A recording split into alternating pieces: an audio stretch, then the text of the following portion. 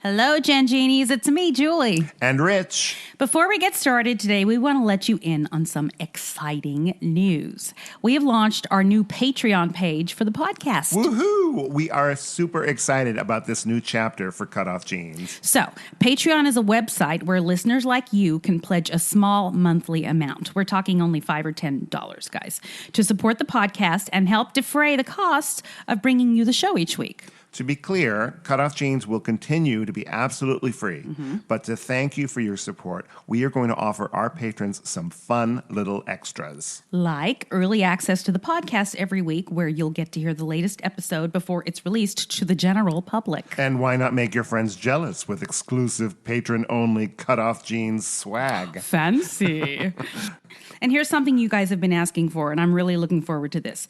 I'm going to host a monthly, hour-long, online Ask Me Anything session where patrons at the $10 level can literally ask me anything. Anything? You're a brave woman, Julie. You know, I know. I'm also going to give access to my blog, Are You My Father?, where I tell the story of my search, actually it's my life story basically, for my biological father in even more detail than I did on the podcast. Wow, your blog was the original inspiration for CutOff Jeans, wasn't it? It was. Wow.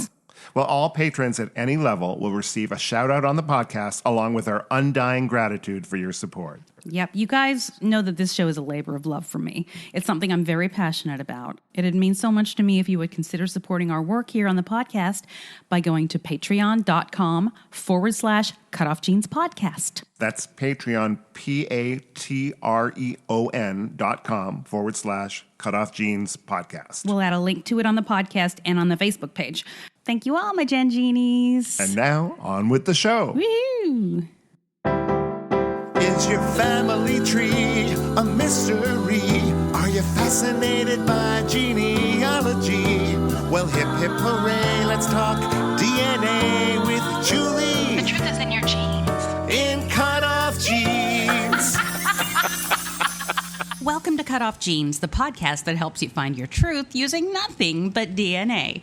I'm Julie Dixon Jackson, and I'm a genetic genealogist, henceforth known as a Gen Genie. And I am Richard Castle, the co-host and the producer of this podcast. Julie, you seem like you're in a good mood. You're already laughing. I was trying something with my voice. I kind of like it. It was exciting and fun, like you had a secret or something. I decided to change it up a little just for the heck of it. It's like smiling with your eyes, you know? Yeah, smizing. I smized with my voice. Which is all we can do when we're wearing masks, right? Is like smile with your eyes. True. Speaking of that, yes, we don't have to wear masks in LA anymore. I know. I heard that. But you know what? Yeah. I was at the vet this morning, and they're like, "Yeah, you still need to wear one." yeah. Most businesses, if they're smart, say no mask, no service, which I am fully behind. Yeah. I've kind of gotten used to smiling with my eyes and not my mouth. I just have a mask with a smile on it. I think I've actually perfected the art of smiling with my eyes while frowning with my mouth.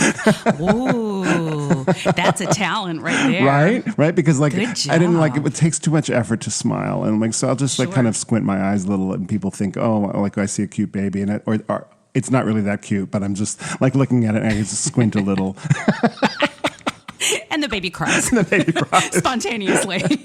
Because babies are way smarter than grown-ups. That's right. I have a theory that I believe babies are born and they have all the answers to everything, but by the time they can communicate, they've forgotten it all. Oh, well, I don't. That's my little theory. It's a cute theory. I don't buy it.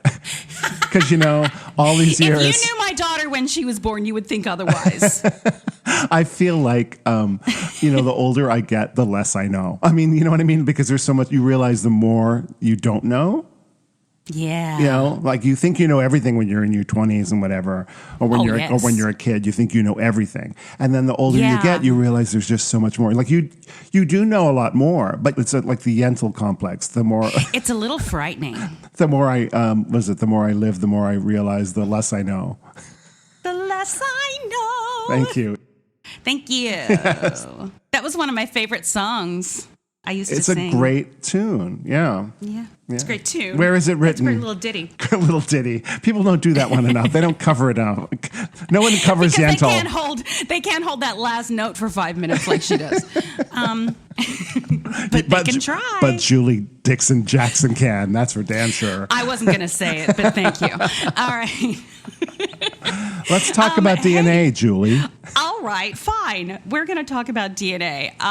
This is fun. Let me go to my notes. All right, so a while ago, probably a year ago, when we were in lockdown, I mentioned something about 23andMe was doing a COVID study, and hinted that there are definitely markers that seem to be more immune to, or blockers, I guess is what it is, to the body absorbing or allowing the virus in, something like that. You mean, anyway, you mean and certain people that are less likely to catch it? Is that? Yes. Oh, I Thank see. you. That's such a more succinct way to say it. Yes, and I was convinced that I'm one of those people, and I still am. Yeah, so Layla Pearl Larkin, who is my scientific DNA geek, DNA, she is a DNA geek, she calls it herself, scientific DNA guru, she has, and the reason I said DNA geek is because her website is called The DNA Geek. Oh, good. And she wrote, yes, I was like, oh my gosh, Julie.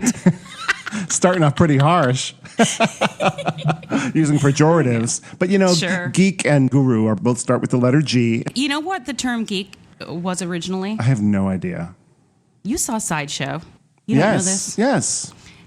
So the geek in a sideshow, and I don't know if that's the etymology of the word, but the geek in a sideshow is the guy that used to bite the heads off of chickens. Really? I had no idea. And the only reason I know is musical theater. Okay. So it must be true. That's the only reason I know anything.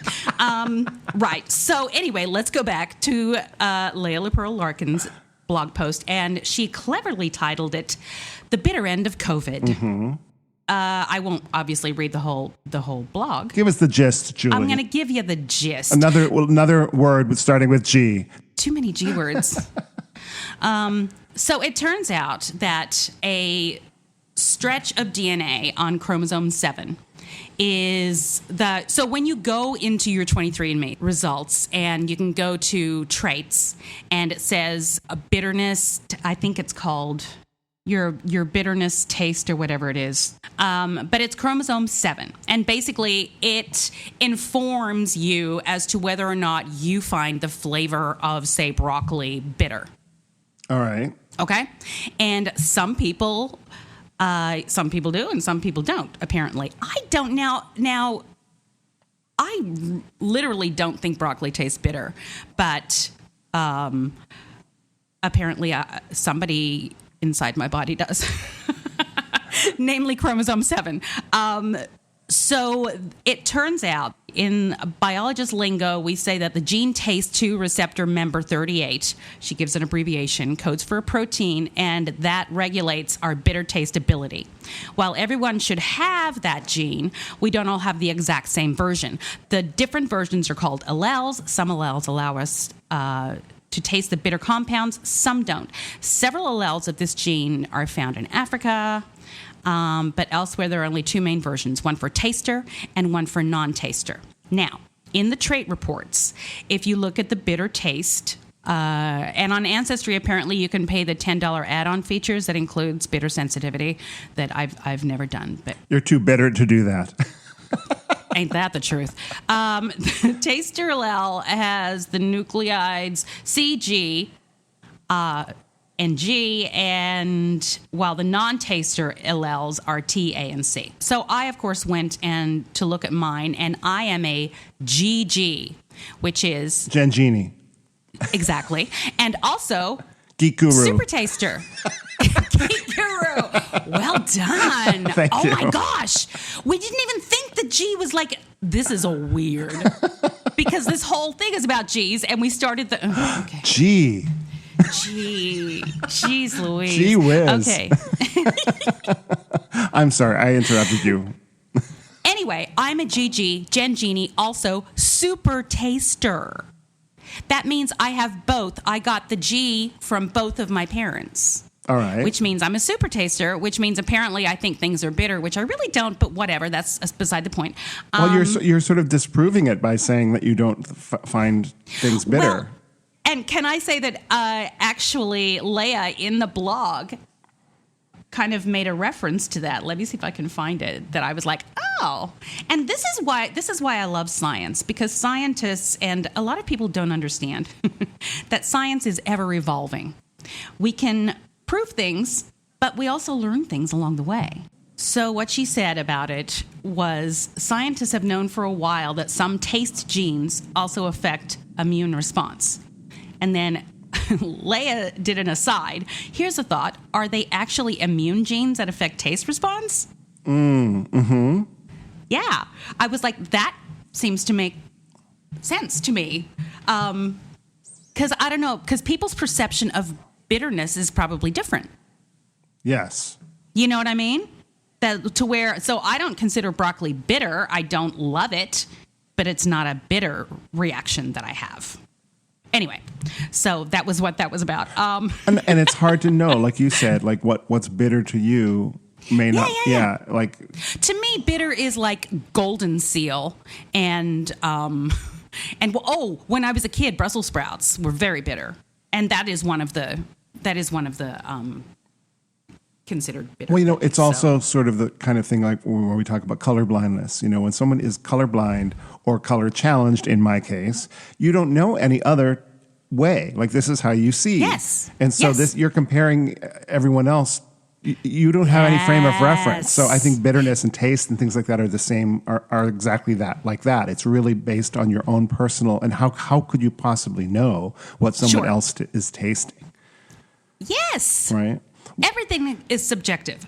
All right. So, guys, if you're interested, in a nutshell, I believe it is confirmed that I am a super taster, and it's not that I didn't catch COVID. I mean, I was very careful, but I also don't catch when everybody has a cold or the flu or anything. I don't get it. I'm knocking on some form of wood right now, but yeah, I would, even if I felt like I was a super taster and all that, I would probably want more. I would want stronger confirmation that I was not susceptible to COVID before I threw caution to the wind. Oh, absolutely. Yeah, don't do that, guys. Anyway, so I want to do a quick update. I posted on Facebook a picture on the private, obviously just CutOff Genes page that is not a public page, a picture of my client, a side-by-side of a client, and during the process of looking for his family, I found who we think is his birth mother's Facebook page, and I went through her pictures, and one of her son came up, and I did a side-by-side of the two of them, and they look like twins. Yeah, I saw that. Yeah. It's nuts. Right. But what's weird about this whole thing is that she was, so when I got this case, he already had his original birth certificate, and his mother is listed under a specific name. That name is distantly it's a very common name, but it's only distantly in the DNA, nowhere near close enough for his mother to have been of that name. So I said right away, I said, either your mother made this up or she might be adopted. So this might be more difficult on this side than we thought originally. But he did have a lot of information on her. So in the meantime, as I figured out that the father was one of two brothers, that side was much easier.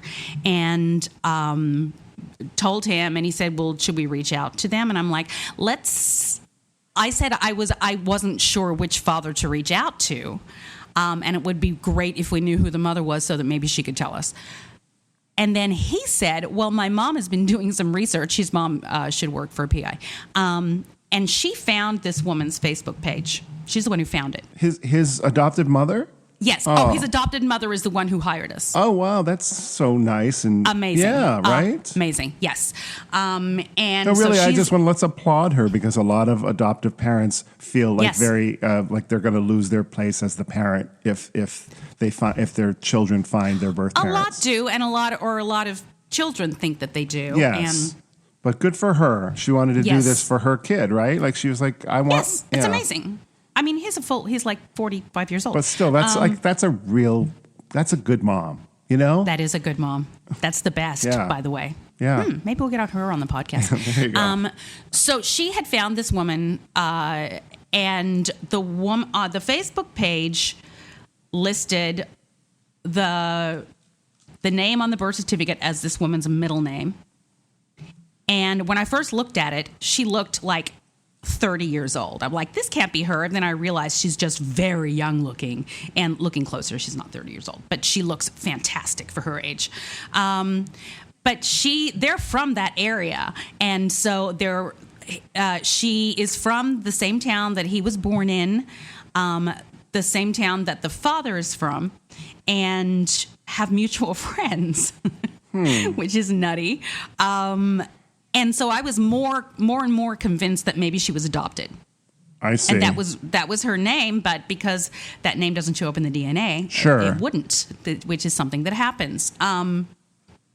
So I said, I think, why don't we just reach out to her and see what happens? If it's not her, it's not her. So my company reached out to her. They texted her, and her response was, I think you have the wrong person. So first of all, think is her using the word think is kind of a red flag. Mm-hmm. And the more I think about it, the more I think it is her. So she blocked, my boss is the one who contacted her, and then she blocked him from texting her. Which is another sign. Exactly. Because if it wasn't you, you would say, I'm sorry, that you have the wrong person. This is not who you know. You know if you had a baby or not. So then, and I told him, I asked my boss to reach out to, one of the potential fathers is deceased. And so he reached out to the other one, who was the one who I figured it was most likely anyway, age-wise. And he had a much more open response. And did not answer a lot of questions, but asked a lot of questions, and was receptive and stayed engaged. Yeah. So, we were just kind of sitting on it and waiting for him to come around and see what was going to happen with In the meantime, I get sent a screenshot by my client, and it's from her Facebook page, and lo and behold, his mom is good.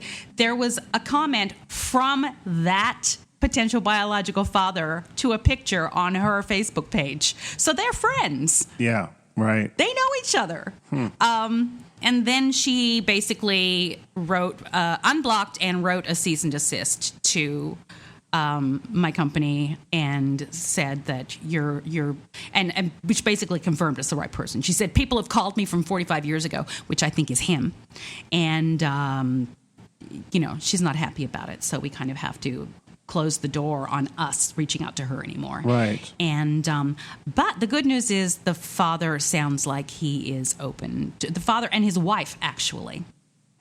Is that's another case in this case where the people who should be the most freaked out by it are usually the most traditionally freaked out. Yes. are usually the most but are in this case the most helpful. Right. Yeah. That's great. So I hope the mother comes around, and I would really for me, I'd like to confirmation that she's adopted, because it's nuts to me that that name is not in the DNA. Wow, interesting. So yeah, there you go. Well, for those of you who aren't in the Facebook group, join so you can see the picture and see who Julie's talking about, the client.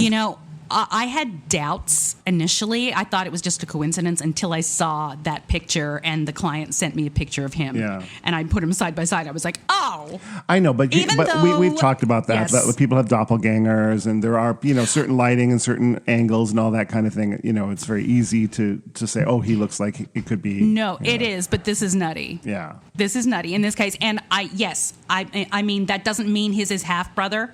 I definitely suggest that he's related, though. I mean, right. It would be too much of a coincidence for him to be a doppelganger and happen to be the son of the woman who we think is his mother. That's true. That would be, yeah. Let's put it into perspective here. Yes, yeah. There are other circumstances to consider, for sure. Certainly. All right, let's break. Okay. If you're enjoying our podcast, please subscribe, rate, and review, or consider supporting us on our Patreon page, patreon.com/CutOff Jeans Podcast. Now back to Julie and me. Okay, today I want to talk about the Somerton Man. Somerton Man. Yes, I read a little bit about this, so I'm excited to talk about it. Yeah, I've read about it over the years, and it kind of has been in and out of my life, and I took a deep dive after they just announced that they have exhumed him finally and are going to try to extract DNA to identify him. So Somerton Man is a man whose body was found on a beach in South Australia, on Somerton Beach, in 1948. And it was very strange circumstances, and the more I dove into it, the stranger they became. So the exhumation finally happened last month in the place where he was buried in 1949 under a headstone marked The Unknown Man. It's been there for all those years. The reason he hasn't been exhumed before is because the last person who was responsible for deciding that didn't want it done, but now there's a new person in power. And he's like, yeah, let's do it. All right. So what's the background? They found this dead man on a beach. He was lying on his back in the sand. His head and shoulders were propped up against the seawall on December 1st, 1948. He was smartly dressed with freshly polished shoes and looked out of place on a beach where the city's early risers were starting their day. Two apprentice jockeys, that in and of itself is weird, stumbled upon the body, but several other people told police they'd seen someone of a similar description lying there the night before. One man said he saw his arm move, so he didn't think to call the police. Where he was lying was a fairly public place, not the sort of place a man would likely choose if he wanted to go somewhere and die quietly. An examination of the body raised more questions than answers. An autopsy was unable to determine the cause of death, but 3 medical witnesses testified that it was not natural. Detectives theorized he may have consumed poison so rare that it could quickly kill, then disappear without a trace. No poison was found in his system. So they kept this guy's body. This is 1948. That's the disclaimer. They kept this guy's body on ice for a good 6 months before they decided to bury him. And there are pictures of him right after he was found. There's a picture, and then there's a picture of him 6 months later where he looks kind of collapsed and everything. And then they finally buried him. But before they did, they made a bust of him. So they did a plaster cast so that they could still have. But I think the bust was done on the 6 month later version of him. So it's not necessarily how he looked when he was living, if that makes sense. Right. Even on ice, you know, things change. Exactly. So he was buried in this grave. And there have been all sorts of rumors and speculation since then. But the weirdest I found, and I remember reading about this a few years ago, and then it went out of my head. But I want to hit on some of the weird things. I found a video on YouTube with Colleen Fitzpatrick, who is a forensic genealogist that I will talk about sometime because she's a really interesting person. But she's been working on it, and so she had some interesting little tidbits about it on this video, and I made some notes about it. Okay, so in this guy's pocket of his suit, they found a piece of paper, like a ripped out piece of paper, and on it said Taman Shud, which I believe is Farsi, and it means it is finished. Yes. And turned out somebody figured out it was from the Rubaiyat by Omar Khayyam, but the book wasn't anywhere around, so I'm not exactly sure how they figured it out. Somehow in their investigation, immediately after, they found the copy of a book in the backseat of an unlocked car parked near the beach. And I'm not sure who the owners of the car were, but they don't seem to have been a suspect in anything. But they looked at the book, and there was a ripped out piece in the back of it that had supposedly come from that book. How it got in that car, nobody knows. But there was also a series of letters, like a code, and no code breaker has ever been able to figure it out. It has been tried by many. And there was a phone number. So they called the phone number, obviously, and it belonged to a nurse that lived about 100 yards off the beach. And they asked her if she had a copy of the Rubaiyat, and she said yes, but she gave her copy of it to her friend Alfred from Sydney. And they apparently called Alfred, and he's like, yeah, I have that. Strange. But now, I'm sure there was more going on with her, but that has not been released or has been lost or something. But all that we know is she had a son who was about 18 months old at the time, but his father was not there. And his name was Robin. And I guess at some point they took her to look at the bust of the body to see if she could identify him, and she almost fainted. Now, again, that's what's reported, but nobody says why. And did nobody say, why are you almost fainting? Right. It's very strange. Because it was a bust. It wasn't the actual body she was looking at. Right. So that would imply that she recognized the bust. Right. Not that she was horrified by the sight of a dead body. Exactly. And I'm going to fast forward a little further. Robin, who was the son, the 18-month-old son. Yes. Later became a professional ballet dancer. Okay. And the reason that is significant is that Somerton Man had very pronounced calves. Like a dancer. Yes. And so did Robin. And the body types, it sounds like they're implying that the body types were similar. So they're thinking that perhaps this is the father of Robin and somehow was involved with this nurse who you would think also might have seen dead bodies before if she was a nurse. Oh, possibly, right. Oh, there's that point, too. Look, I'm going to solve it right here with this limited knowledge. I'm like Columbo walking in. Oh, I know. One more thing. One more thing. Do you have a pencil? So, no, the idea is that, maybe a nurse would have some kind of, she would have poison or she would have access to medicine that perhaps could kill somebody. Yes. Well, okay. So here's where it gets even weirder. All of this information basically comes from University of Adelaide professor Derek Abbott. He first learned about the Somerton Man in 1995, and he spent several years campaigning for his body to be exhumed so science can analyze the DNA. Now, he is the one who has been trying to solve it with his class. The people at Adelaide? Yes. Oh, that's known as Adelaide's Lament. We tried to break the code, but we couldn't. The average unmarried. We're singing Guys and Dolls, everyone. I'm sorry. You can't mention Adelaide to me without a Guys and Dolls reference, You're Julie. Absolutely correct. All right. So so Robin grew up, got married, and had a daughter. At one point, Derek Abbott, who was the professor, the University of Adelaide professor, went to interview his daughter. Long story short, fell in love with her. They got married. They now have 3 children.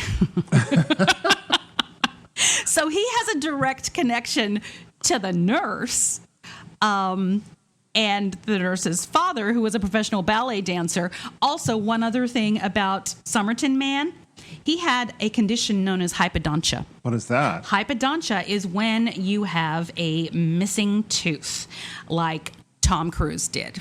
Remember Tom Cruise before he had his teeth fixed? His front teeth looked like they were off. They were to more than one side of his mouth. And it was like... I guess. I never thought about it. Of course, I noticed that. I noticed everything. But that's because he only had one front tooth, and he had hypodontia. Oh, okay. Somerton Man also had hypodontia. Who else? So Tom Cruise killed him. It was Tom Cruise is Somerton Man's son. No, but Robin, the ballet dancer, also had hypodontia. That's relatively rare to be that. It's pretty crazy. They have done some DNA testing, which is, I guess, how What have they discovered from the DNA? Well, have they made it not much? They haven't discovered anything from this DNA. Colleen, so there were some hairs caught in the plaster when they made the cast, and so they apparently they took some of the hairs out and tried to do some DNA analysis on it, but it didn't really. Nothing really happened, but guess what? They've got him now, and hopefully, I'm dying. I wonder what Robin thought. What happened to Robin's father? Didn't he know? Didn't he ask his mother, the nurse, what happened to my dad? Who's my dad? These are all holes in the story. Right. That maybe when. And are any of these people alive? Is that nurse still alive? Is Robin still alive? No, that was the mother. There's I found a picture on CNN. She's gone. She's long gone. Google Somerton Man. Yes, she's gone, and it's not clear. And is Robin gone? Robin is gone. Yeah. But his daughter is living, and she is married to the head professor who's working on this case, which is fascinating. And my guess is a book is coming out pretty soon, and I'm reading it. I'm first in line. But that is Somerton Man, and just some of the really weird coincidences and circumstances in that case. Well, thanks for taking a deep dive on that. That's really interesting. Sure. I can't wait. We'll have to do a follow-up when they find out, if they're able to get DNA from that body it's and always find out. months and months before we get anything on these things. I hate that. I know, but at least he doesn't have to. He can just ask his wife to provide DNA at this point, right? Because he's married. I'm sure he has it already. Because let me get this straight. If Somerton Man is the father, he's married to the granddaughter of Somerton Man, if our suppositions are correct. Correct. And his suppositions, it sounds like, it's nutty. I love it. I love it. I love it. I love it. Okay. Sounds good. All right, let's take a break. Thank you for listening to CutOff Genes with Julie Dixon Jackson and Richard Castle. You can support us by going to patreon.com/CutOff Genes podcast.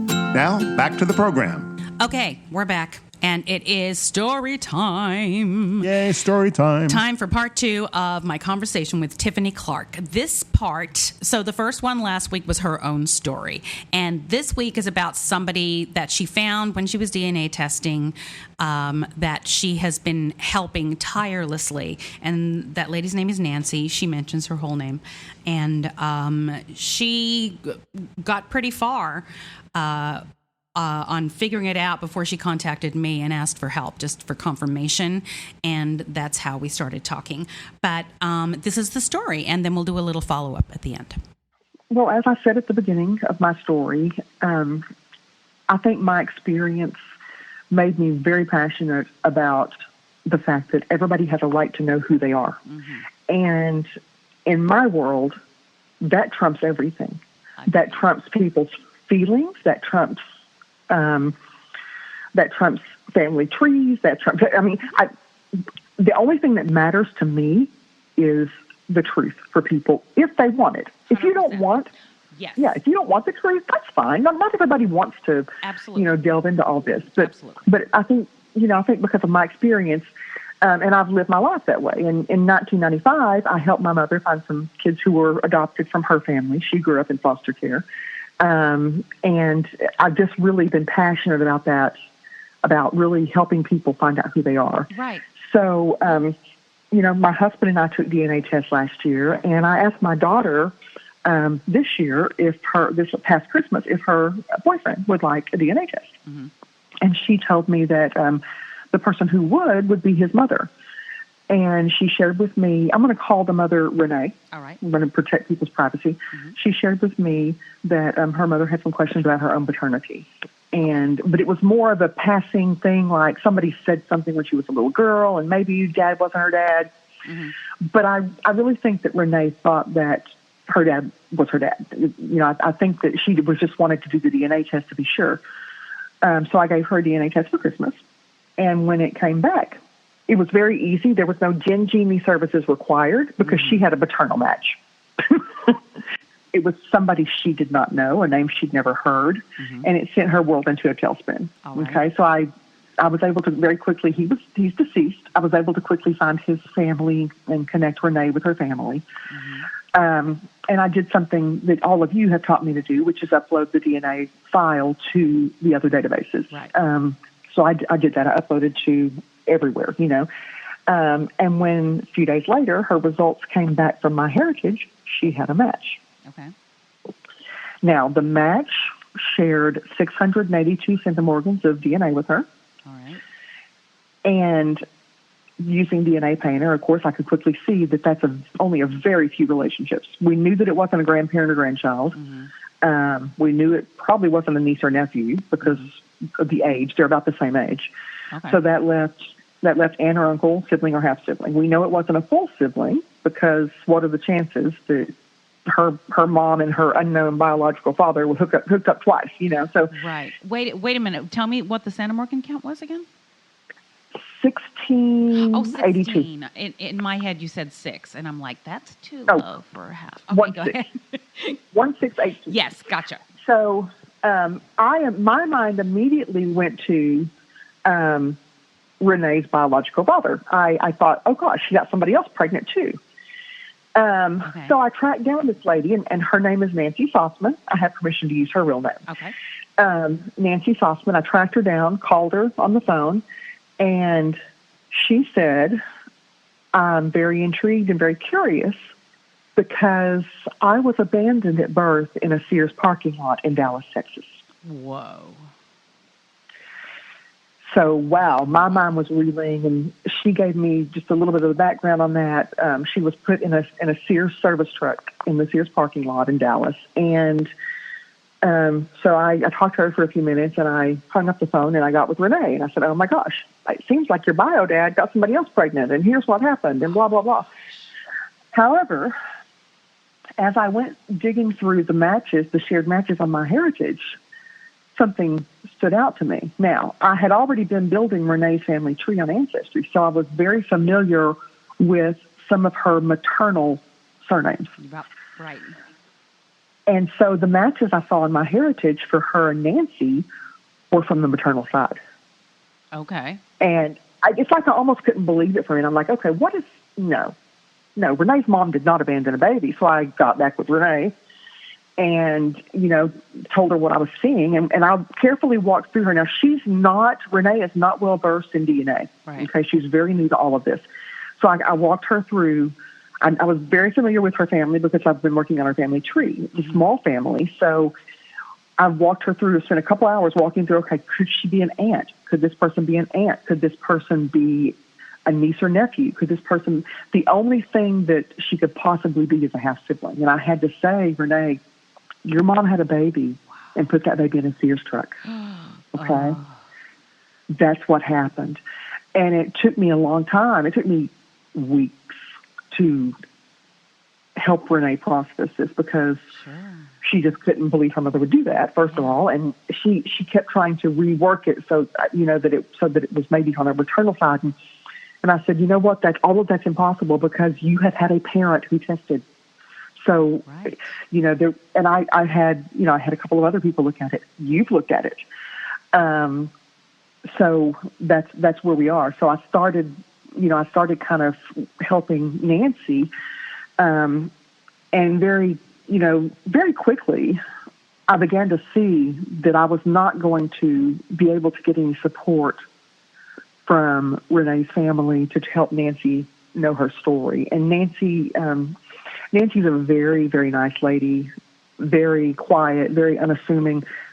She has nothing but love in her heart for this. But here's the problem.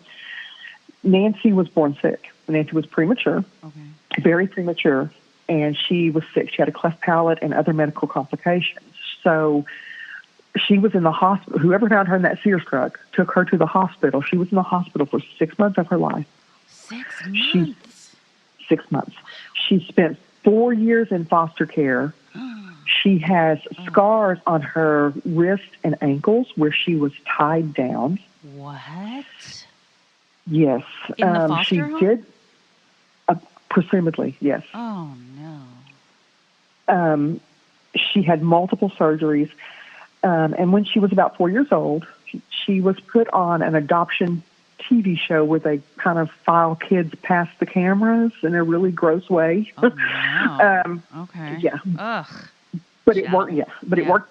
Yeah, chattel. It worked out. A family saw her, and the lady said, "I want that little girl, that little blonde-haired girl. I want to adopt her," and they did. Mm-hmm. So she got adopted into a loving family, and has had, about the best life she could have in the circumstances. Sure. She's done well for herself. Has had good jobs, a nice home. She's done well for herself. Mm-hmm.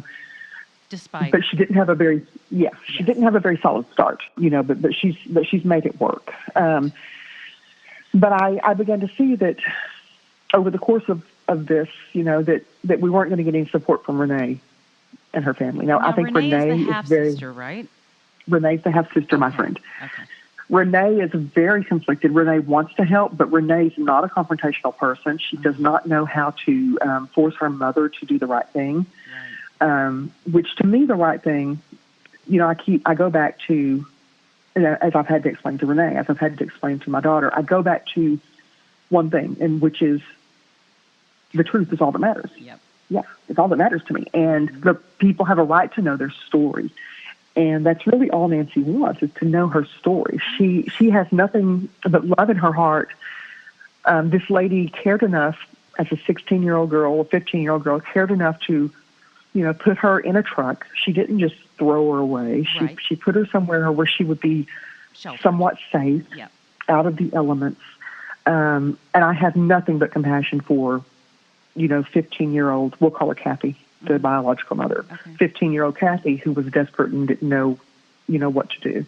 Have nothing but compassion for her. However, I have the expectation that 72-year-old Kathy does the right thing. And so that's kind of where we are. But once I realized that we weren't going to get anything from that family, I told my friend Renee, I said, you know what?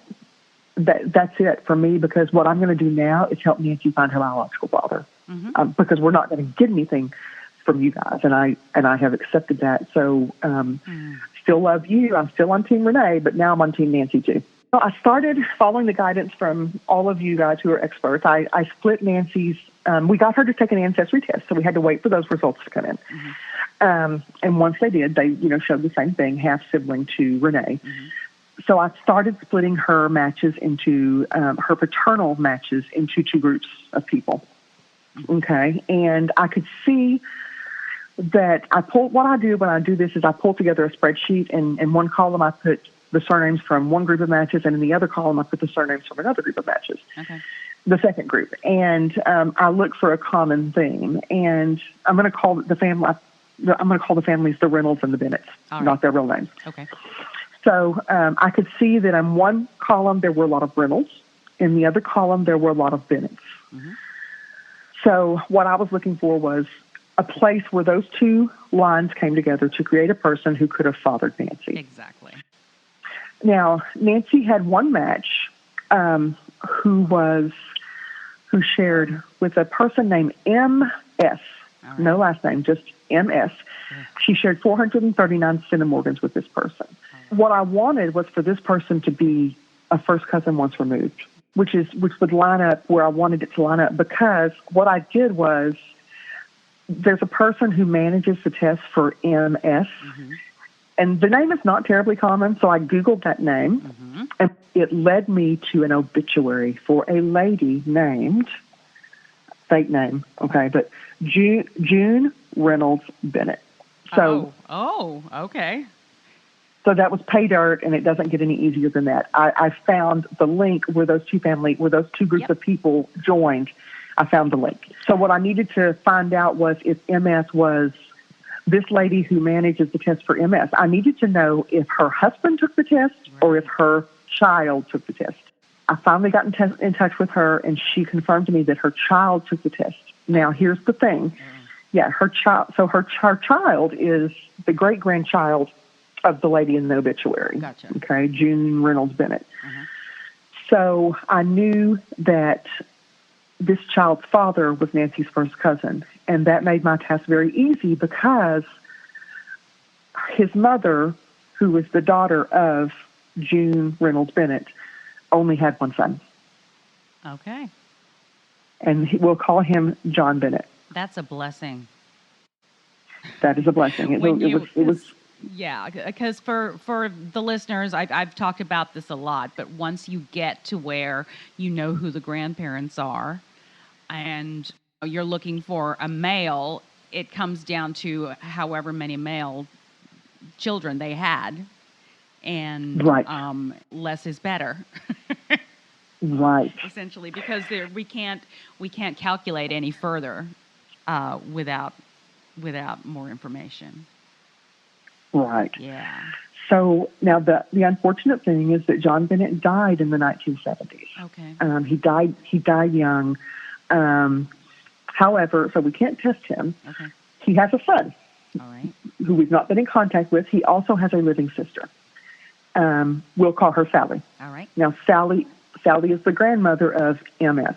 Mm-hmm. So I gave my phone number to MS's mother. And I asked her to pass that on to her former mother-in-law, Sally. Okay.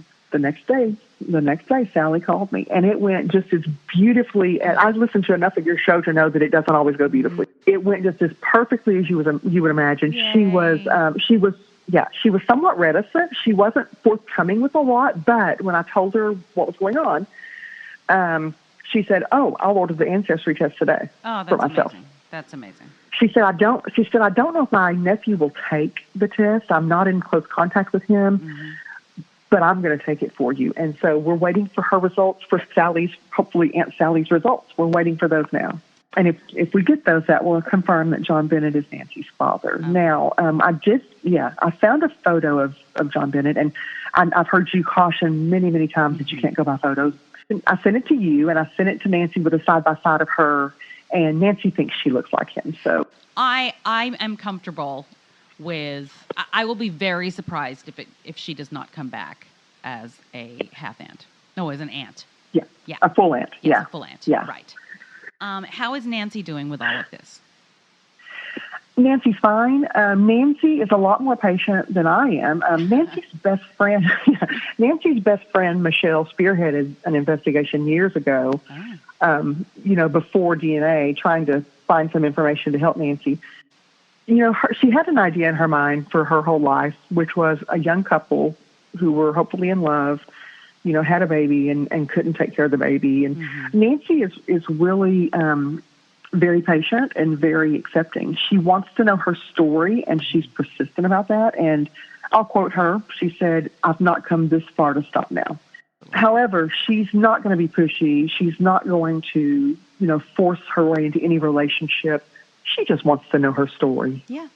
I told Nancy a couple of weeks ago that I feel like, because her case is so gut-wrenching, I feel like everything I've been through in my life has led me to help her. Yep.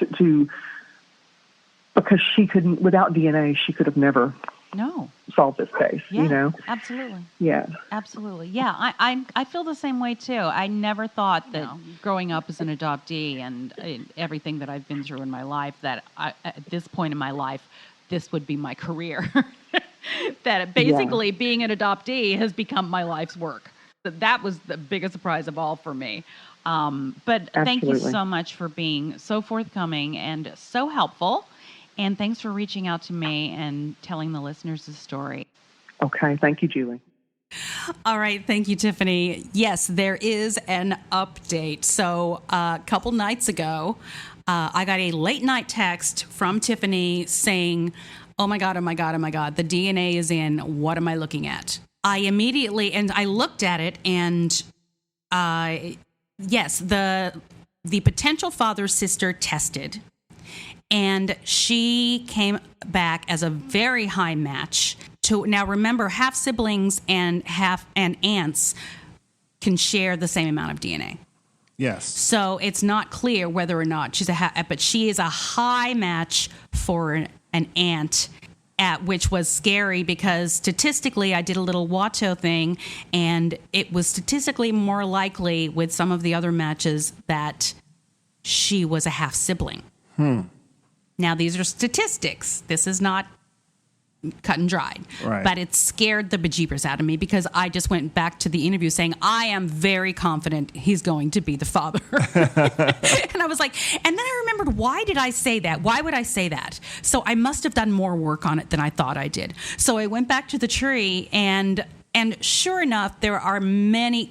So she was thinking that maybe the potential father's father was the father. But there are many, many confirmed DNA matches to the mother's side as well.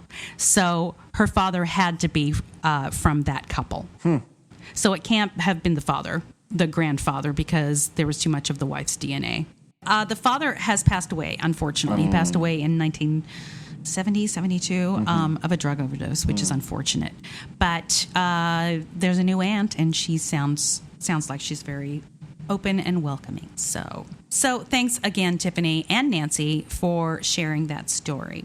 On that note, I am Richard Castle, and you can follow me on the Twitter, on Instagram @CastleSongs, or go to my website, richardcastle.com.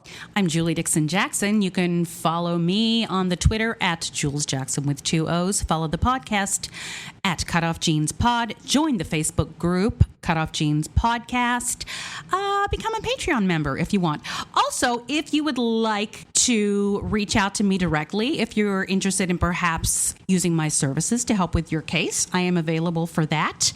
You can reach me at julesjackson@cutoffjeans.com. Again, it's 2 O's in Jules. And regardless, Julie, what should everybody know? The truth is in your jeans.